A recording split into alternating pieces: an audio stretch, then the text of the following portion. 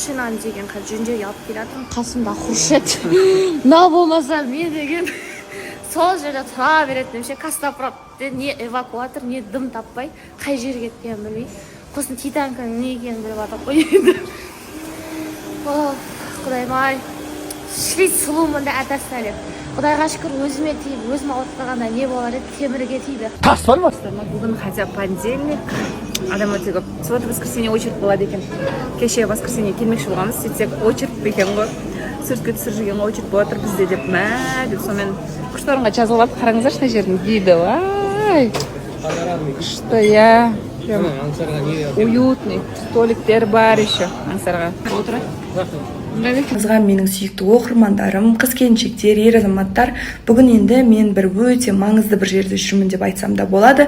Ертең сіздермен бөлісетін бір өте пайдалы және де маңызды бір ақпаратым болады. Ертеңгі күнді, енді ертеңгі видеоны міндетті түрде күтіңіздер деп айтайыншы сіздерге. Сондықтан бүгін алдында отырған апаға бермедім. Енді берім келді, соған бердім ба? Скучаешь, что ли? А? Нет. А, не интересно? Там машины висят.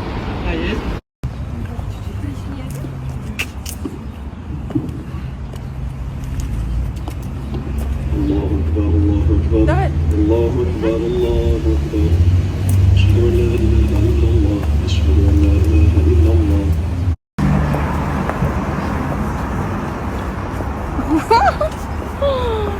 Это видео. Aralarında mahabbeti, aralarında süspençlikte, aralarında hayırlı meyillikte uzağından edip, meşte kelip жатқан некелерін баянды edip, hayırlı olur, bereketli rızık görür. Al құтты болсын. Al бақытты болыңдар. Сізді күтіп отырмыз енді.